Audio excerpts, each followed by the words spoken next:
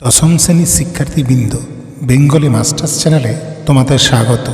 সদ্য প্রকাশিত ABT test paper ও পর্ষদ টেস্ট পেপারে 2 নম্বরের যে প্রশ্নগুলি বারংবার এসেছে তা এই ভিডিওতে আমি তোমাদের সামনে তুলে ধরব। তাই তোমাদের বলবো, ভিডিওটি স্কিপ না করে সম্পূর্ণ ভিডিওটি দেখো।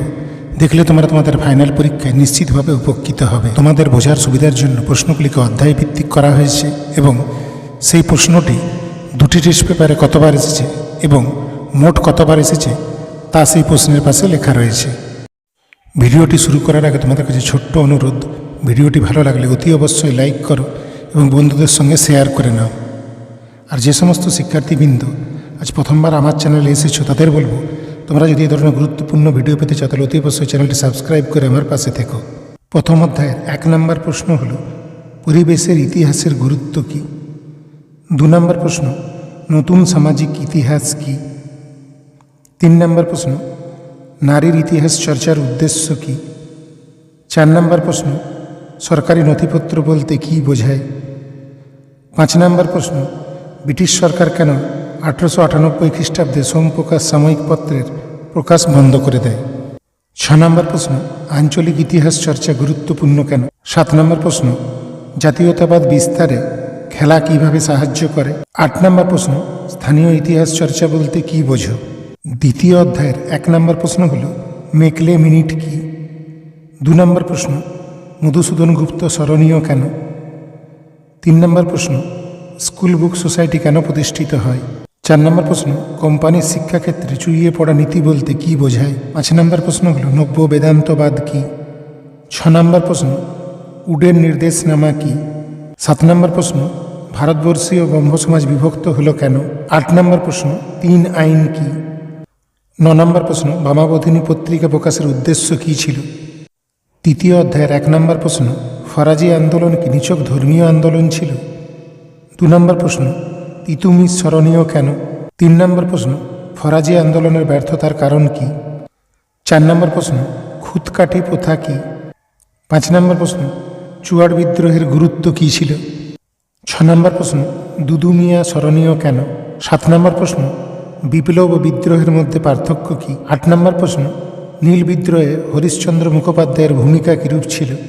9 নম্বর প্রশ্ন, ওয়াহাবি আন্দোলনের ব্যর্থতার 2টি কারণ লেখো। এবং 10 নম্বর প্রশ্ন, পাইকান জমি কী। চতুর্থ অধ্যায়ের 1 নম্বর প্রশ্ন হল ইলবার্ট বিল কী। 2 নম্বর প্রশ্ন, ব্যঙ্গচিত্র আঁকা হয় কেন। 3 নম্বর প্রশ্ন, জমিদার সভা ও ভারত সভা 2টি পার্থক্য লেখো। 4 নম্বর প্রশ্ন, ভারত সভা প্রতিষ্ঠার উদ্দেশ্য কী ছিল। এবং 5 নম্বর প্রশ্ন, মহারানীর ঘোষণাপত্র কী ছিল। পঞ্চম অধ্যায়ের প্রথম প্রশ্ন, বাংলা ছাপাখানার বিকাশে পঞ্চানন কর্মকারের ভূমিকা কী ছিল। দ্বিতীয় প্রশ্ন, জাতীয় শিক্ষা পরিষদ কেন গঠিত হয়েছিল। তৃতীয় প্রশ্ন, শ্রীরামপুত্রই কাদের বলা হয়। চতুর্থ প্রশ্ন, বিদ্যাসাগর ষাট বলতে কী বোঝায়।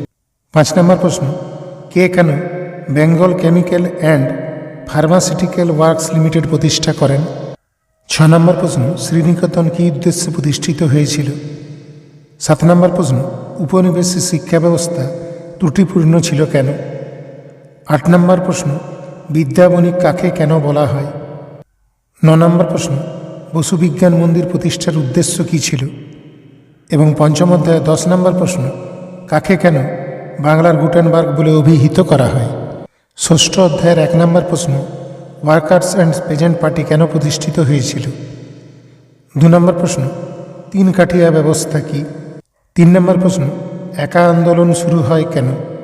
4 নম্বর প্রশ্ন, মাদারি পাসি কে ছিলেন। 5 নম্বর প্রশ্ন, আল্লুরি সীতারাম রাজু কে ছিলেন। 6 নম্বর প্রশ্ন, কী উদ্দেশ্যে কংগ্রেস সমাজতন্ত্রী দল প্রতিষ্ঠিত হয়। 7 নম্বর প্রশ্ন, বঙ্গভঙ্গ বিরোধী আন্দোলনে কৃষকরা সেভাবে অংশগ্রহণ করেনি কেন। 8 নম্বর প্রশ্ন, চৌরি চৌরা ঘটনা কী। 9 নম্বর প্রশ্ন, কিষাণ সভা প্রতিষ্ঠার প্রধান উদ্দেশ্য কী ছিল। এবং 10 নম্বর প্রশ্ন, বাবা রামচন্দ্র কে ছিলেন। সপ্তম অধ্যায়ের 1 নম্বর প্রশ্ন, দলিত কাদের বলা হয়। 2 নম্বর প্রশ্ন, দীপালি সংঘ কেন প্রতিষ্ঠিত হয়। 3 নম্বর প্রশ্ন, অ্যান্টি সার্কুলার সোসাইটি কেন প্রতিষ্ঠিত হয়েছিল। 4 নম্বর প্রশ্ন, রশিদ আলী দিবস কেন পালিত হয়েছিল। 5 নম্বর প্রশ্ন সাম্প্রদায়িক বাটোয়ারা নীতি কি? 6 নম্বর প্রশ্ন কার্লাইল সার্কুলার কি? 7 নম্বর প্রশ্ন রশিদ আলী দিবস কি? 8 নম্বর প্রশ্ন গুরুচাঁদ ঠাকুর স্মরণীয় কেন? 9 নম্বর প্রশ্ন ননিবালা দেবী স্মরণীয় কেন? 10 নম্বর প্রশ্ন পুনা চুক্তি গুরুত্বপূর্ণ কেন? 8ম অধ্যায়ের 1 নম্বর প্রশ্ন পত্তি শ্রীরামালু কে ছিলেন? 2 নম্বর প্রশ্ন ভারত ভুক্তির দলিল কি? 3 নম্বর প্রশ্ন 1950 সালে কেন নেহরু লিয়াকত চুক্তি স্বাক্ষরিত হয়েছিল? 4 নম্বর প্রশ্ন সর্দার বল্লভভাই প্যাটেলকে ভারতের লৌহমানব কেন বলা হয়? 5 নম্বর প্রশ্ন জেভিপি কমিটি কি? 6 নম্বর প্রশ্ন উদ্বাস্তু সমস্যা বলতে কি বোঝায়? 7 নম্বর প্রশ্ন কি পরিস্থিতিতে রাজ্য পুনর্গঠন কমিশন গঠিত হয়েছিল? 8 নম্বর প্রশ্ন রাজ্য পুনর্গঠন কমিশন কেন গঠিত হয়েছিল? 9 নম্বর প্রশ্ন কি পরিস্থিতিতে কাশ্মীরের রাজা হরি সিং ভারত ভুক্তির দলিলে স্বাক্ষর করেন? এবং 10 নম্বর প্রশ্ন উদ্বাস্তু কারা? শিক্ষার্থীবৃন্দ, ভিডিওটিকে শেষ পর্যন্ত দেখার জন্য অসংখ্য ধন্যবাদ। ভালো থেকো এবং মন দিয়ে ফাইনাল পরীক্ষার জন্য প্রস্তুতি নাও।